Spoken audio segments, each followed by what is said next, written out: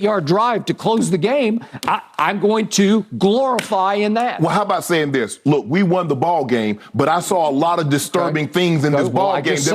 But you can't say you're emboldened. You're like, oh, I'm emboldened. No, I'm emboldened because we're 10-3 and we're on the way to Jacksonville. And I promise you, we will take the Jaguars far more seriously than we took the Texans because they kicked the you-know-what out of a team that usually kicks the you-know-what out of everybody they play. And they did that on the road. They went in their building. Yeah. They went to Jackson. They went to Tennessee. Yeah. And it was, listen, that young quarterback, he's a stud now. He can make every throw, and he got legs. He's 6'5", right? Easy. 6'5", easy. A big kid. And he made some big throws. And all of a sudden, Evan Ingram, a blast from the past. The Giants said, where was that for 4 years? What was that? Okay, so this is going to be degree of difficulty. Yes. Just ratchet it up through the roof, right? Yes, okay, so here we go. Now back to the stream of consciousness here that happened in this game.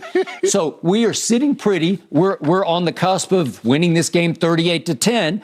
And little Cavante Turpin, who has made no mistakes the whole year. He's been a godsend. He's been a factor in every game because he just puts so much pressure on the coverage teams because he can escape. Yeah. And yet on this punt, he was going to do too much with it. He waited too long. I thought he deserved a flag for a late, if we could see the muff punt, because he waited until the last second to call a fair catch. Look, he's calling a fair catch while the defender is running by him, right? The coverage guy, and he calls it so late that I think he couldn't even get his hands back in position to catch the football because he thought, I'm going to return it. Wait a second, maybe I shouldn't return it. And kaboom. All of a sudden, you give them a short field, and all of a sudden, they throw into the fray out of nowhere. I didn't see this coming. Jeff Driscoll. What do I know about Jeff Driscoll? Although I know he started at Florida, but do you remember the game in 2019? I know we came right out here the next day and talked about it because he was starting for the Detroit Lions at Detroit. And it was a 35-27 game that went to the bitter end because Jeff Driscoll was pretty good in the game because he goes about 6'5", 240-ish. And would you believe he timed 4.5 in his pro day? Yeah. So he has some athletic ability. He throws it okay. He's not great, but he throws it okay. And they had a package for him of all kinds of RPOs and option plays and this and that, and where he could use his legs as well as his arm. So they cash it quickly, and all of a sudden it's 7-7. Then we get to Mike McPenalty, as I call him, although we only had 3 penalties yesterday, so that was progress. That's a positive. Right? Okay, that's the one positive. Back week, I think three penalties. Okay, so we're starting to show you that we're actually a credible professional football team that can actually hold themselves to 3 penalties a game. Okay, so now we come to a challenge play where somebody woke up Mike McCarthy on the sideline, and he actually challenged a play that was a 36-yard pass to the aforementioned Chris Moore. And I thought this was not a catch, if we could see this. And it was a crucial early play in the game because here he goes, drop back. I think it was Davis Mills throwing that one to Chris Moore. He made a heck of a catch. It looked like, but that's not controlled going to the ground. He needed the ground to complete the catch. And to me, it was a clear overturn. Should have been overturned because he bounces on the football.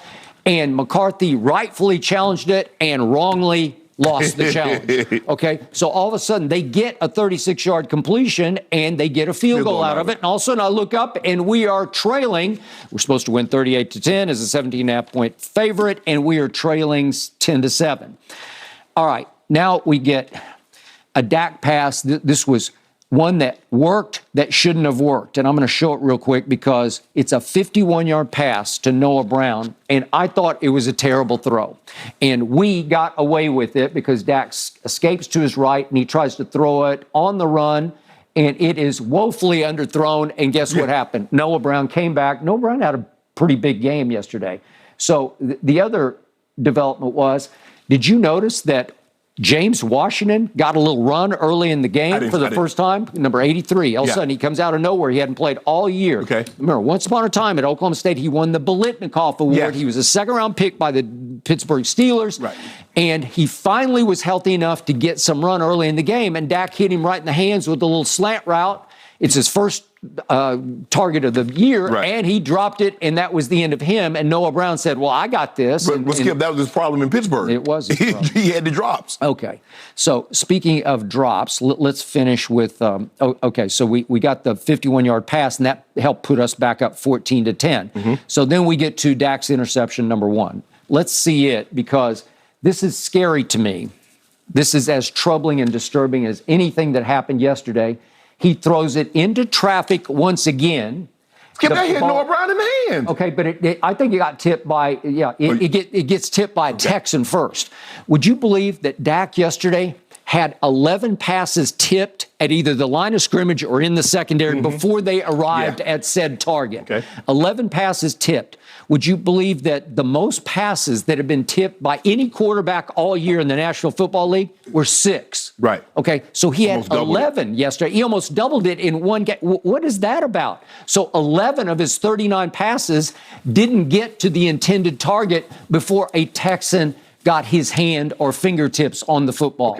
Okay, well, that's no good. So you're throwing more and more into traffic. You're trying harder and harder to be like ridiculously good, where you're dangerously good, right? Right. You're throwing passes into traffic you should not risk. They're making Skip. If you look, they played a lot of coverage too yesterday. They played a lot of coverage. Well, I mean, Lovey's just known for it. You know, for Tampa too. Yeah. And so, Skip, I'm gonna force Dak to throw the ball in the window. I'm not gonna give you wide open throws. I'm not gonna have guys running past us, or you're doing the play action and you're CD, or you have Schultz doing the over routes. So I'm gonna make you throw the ball in the windows. And he probably should have let Noah Brown clear a little more. Give the guy credit because he reached back, because he was going to clear, take the flat, and he reached back and got his hand in there and he tipped it up, and the guy made a great play on it. Okay, and then Driscoll comes right back and might have been the best throw of his life, and little Amari Rodgers, late of the Packers, catches his first NFL touchdown pass. He never caught one in Green Bay, believe it or not. If we could see this throw from Jeff Driscoll on the rollout, this is where he's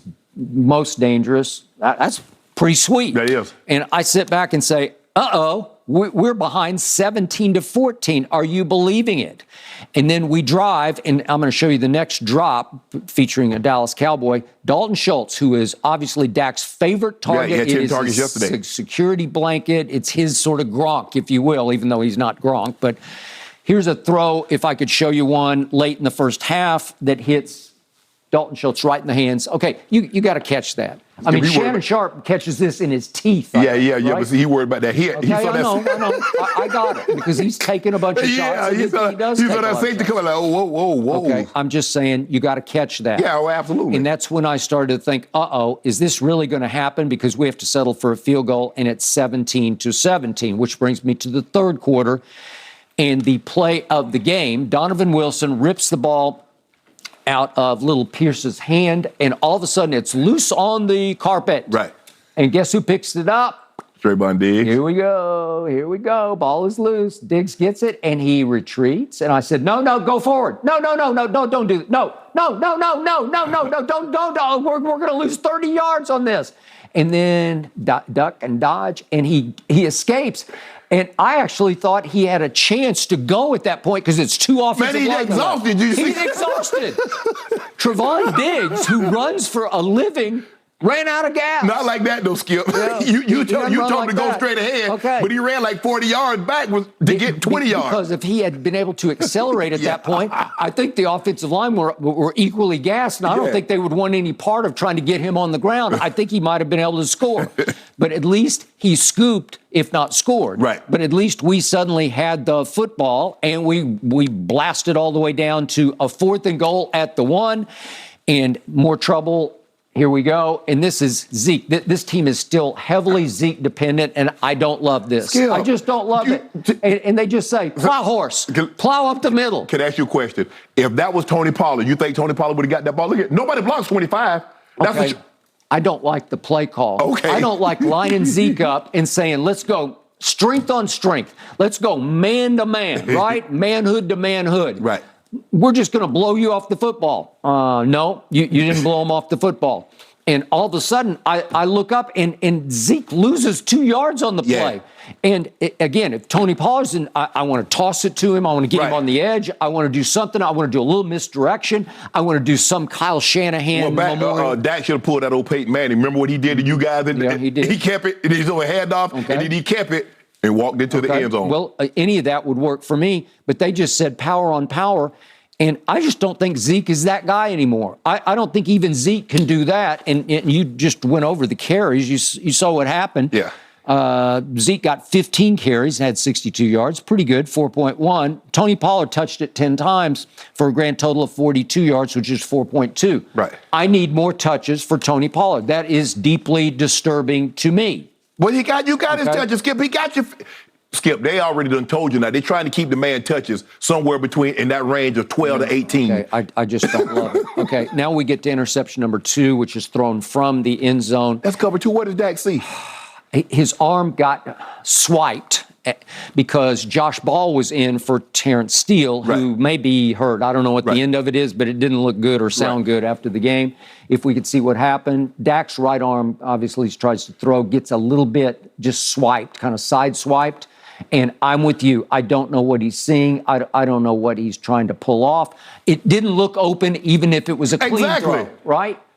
Doesn't look open if it's a clean throw. And all of a sudden, I look up, and they have it 1st and goal at the 4-yard line. Yes. And I'm thinking, I'm in trouble. Yeah, exactly. I'm thinking you about to go down 10 points with about 3 minutes to go. And my defense rose, and it's shown. They did. And I'm going to show you 4 quick plays here, because these are championship caliber plays. Because the first play is old Rex Burkhead, Brady's ex-friend. And then here we go again. This play I thought had scored. That's to Chris Moore. And Watkins got him barely down at the 1/4-yard line. And then we got the blow up by D. Law. And then we got the play you hated the most. I have no idea what that was. I don't even see anybody in the vicinity. I don't know if he was supposed to keep going that way, because it looked like some of the blockers